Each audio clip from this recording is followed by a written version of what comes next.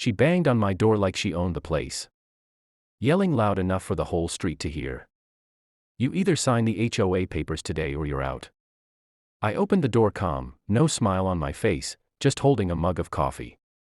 Behind her, 3 big guys stood with folded arms, like some cheap muscle for hire. She smirked, "These men will make sure you understand how things work around here." I didn't flinch. I leaned on the doorframe and said, "Funny. Because I never signed into your HOA. And this is my land. Deeds in my name." She laughed, like I'd just told the world's funniest joke. One of the thugs stepped forward and spat on my porch.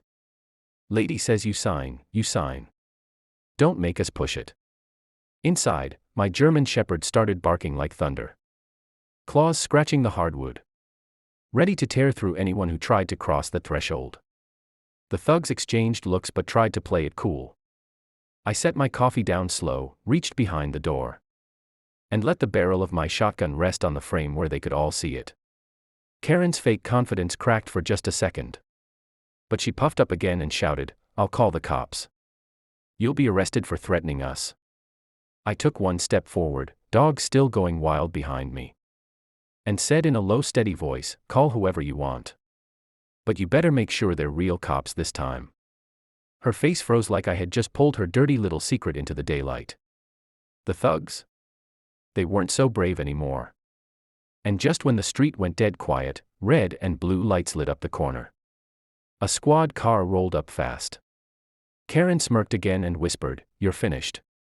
But when the door opened, my jaw tightened. Because the man stepping out wasn't just a cop. He was the sheriff himself. And the look he gave Karen, that told me this night was about to flip upside down. The sheriff walked straight toward us, boots heavy on the pavement, hand resting on his holster, but eyes locked on Karen. She ran to him like a damsel in distress, pointing at me and screaming, "Arrest him." He pulled a gun on us. He threatened me and my HOA team. I didn't move an inch. My shotgun was already leaning against the wall inside. Not even in my hands anymore. The dog was sitting now, chest heaving, teeth still showing. The thugs stood awkwardly, not so sure if they should look tough or scared. The sheriff raised his hand. "Enough, Karen." His tone was sharp, cold. She blinked, confused, then tried to play sweet. "Sheriff, he's dangerous. He's not obeying the HOA. The sheriff cut her off. "Karen. You've been warned before about this." Her face twisted. "What?" "No, you don't understand. He's refusing to." "I understand perfectly," the sheriff said, turning his head just slightly toward me, giving the faintest nod. That's when Karen's mask cracked. For the first time tonight, she wasn't in control. The sheriff turned to the thugs. "You boys working for her?" None of them answered. He leaned closer, voice dropping low. "Better think carefully before you open your mouth. Impersonating law enforcement. Trespassing. Intimidation. Those carry real charges." The tallest thug stepped back, muttering, "Man, I didn't sign up for this." He started walking away. The others followed his lead, leaving Karen standing alone on my porch. She spun on them, screaming, "Get back here. You cowards." I crossed my arms and finally spoke. "So, Karen, where's your authority now?" Her face went red, shaking with rage. "You'll regret this," she hissed. "You think one dog and a gun scare me? You're nothing. I'll have you thrown out. I'll ruin you." The sheriff stepped right up to her, lowering his voice so only we could hear. "Karen, one more stunt like this, and I won't just warn you. I'll put cuffs on you myself." But she didn't back down. Her eyes darted at me, filled with venom. And then she whispered words that made my blood run cold. "This isn't over. I've got friends. And they're not as easy to scare." 2 nights later, I heard engines outside, 3 black SUVs rolling slow past my driveway, their headlights cutting across the windows like searchlights. My dog shot up, growling deep in his throat. I grabbed my flashlight and stepped onto the porch. Shotgun propped against the wall again. The SUV stopped. Doors opened. And out stepped men in matching jackets, no badges. No uniforms, just a fake air of authority. Karen was with them, standing proud like she'd brought an army. She pointed at me and shouted, "This is the man refusing to obey HOA rules. Remove him and his dog immediately." One of the men flashed a plastic-looking badge at me. "We're with county enforcement. You need to vacate. Now." His tone was flat, rehearsed. But his eyes gave him away, he wasn't a cop, not even close. I smiled faintly and asked, "County enforcement?" Funny, because I know every single deputy in this county. Karen barked, "Don't play games.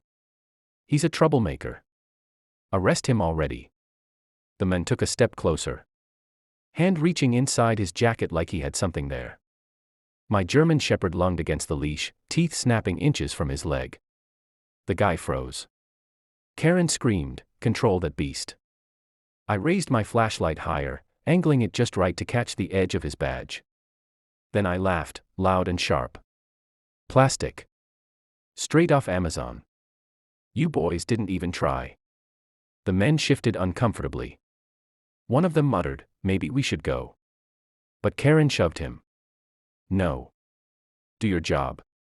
I leaned forward, voice calm but cutting, "Here's the thing. You're standing on my land. Which means..." I reached into my pocket and pulled out my phone, already recording. "Every second of this is going to the sheriff. And by the way," I let the flashlight beam slide across the gate where a small, weatherproof box blinked red. "My security cameras caught your plates the moment you pulled up." Karen's smile faltered.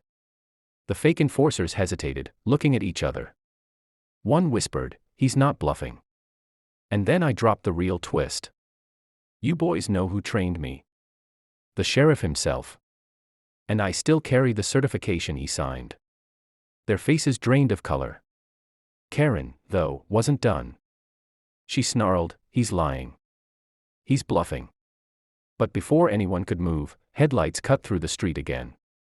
This time, it wasn't SUVs. It was two real sheriff's cruisers, lights blazing. Karen's little army froze like statues. And when the Real deputies stepped out, one of them called, "Evening, Sergeant. You need us to take it from here." Karen's jaw dropped. She spun toward me, whispering, "Sergeant." Karen staggered back like the ground had been ripped out beneath her. "Sergeant." She shrieked, pointing at me with wild eyes. "He's no sergeant, he's a criminal. He threatened me. He's dangerous." The deputies didn't even look at her. One walked straight up the driveway, saluted me, and said, "Orders, sir." The street went silent. The fake enforcers suddenly looked like kids caught sneaking out past curfew. One of them dropped his cheap badge on the gravel and muttered, "We're done here." But Karen grabbed him by the arm, shaking him. "No. Don't you dare. Finish what you came here for." The guy yanked free and backed away, hands raised. "Lady, you didn't say this guy was law enforcement." He jumped into his SUV, tires screeching as he tore off into the night. The rest followed, leaving Karen stranded. She turned back to me, her face twisted, voice trembling between rage and panic. "You tricked me. You're not supposed to live here. You're supposed to follow HOA rules like everyone else." I stepped closer, calm but firm. "I don't answer to fake HOAs. And I don't answer to you." The sheriff's cruiser door opened, and out stepped the man himself. He walked straight to Karen, towering over her. "Karen, you've officially crossed the line. Harassment, false impersonation, bringing hired muscle onto private property. You know how much jail time that adds up to." She tried to play the victim again, voice cracking. "No. I was just protecting the neighborhood. He's dangerous, he's got guns and attack dogs." The sheriff glanced at my German shepherd, sitting obediently at my side, tongue out like it was just another calm night. He smirked. "That dog's more disciplined than you'll ever be." Karen screamed, stamping her foot like a child. "You can't arrest me. I'm the president of this HOA. The sheriff leaned in close, lowering his voice so sharp it cut through the night. Karen, there is no HOA. The paperwork you've been handing out. Fraudulent. We've been watching you for months. Her jaw fell open. No. That's not possible. I folded my arms and said, slow and steady, looks like the game's over. But Karen wasn't finished. She looked at me with pure venom, her voice barely a whisper, if I go down. I'm not going alone. Karen's whisper hung in the air like poison. If I go down. I'm not going alone. She tried to lunge for her phone, but the sheriff was faster. In one clean move, he grabbed her wrist, spun her around, and snapped cold steel cuffs onto her wrists. The sound of metal clicking echoed through the neighborhood. The deputies moved in, one reading her rights, while the other collected the fake HOA notices she had scattered around the block. Neighbors peeked through curtains, some even stepping onto their porches, to watch the queen of chaos finally being dragged down.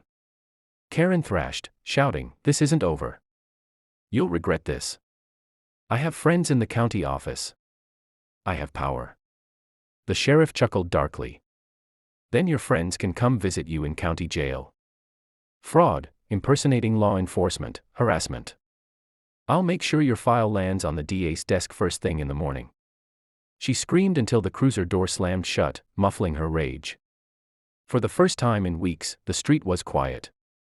I bent down and scratched my dog behind the ears. He wagged his tail like the whole thing had just been a game. One deputy grinned. "That's one hell of a partner you got there." I looked him dead in the eye. Yeah. And I didn't fight for this country just to be told I can't live free on my own land. The sheriff gave me a nod of respect before driving off. Karen in the back seat, her empire of lies crumbling to dust. As the red and blue lights disappeared down the road, I finally stepped inside. Shotgun back in its place, dog at my side. For the first time in a long time, my home felt safe again.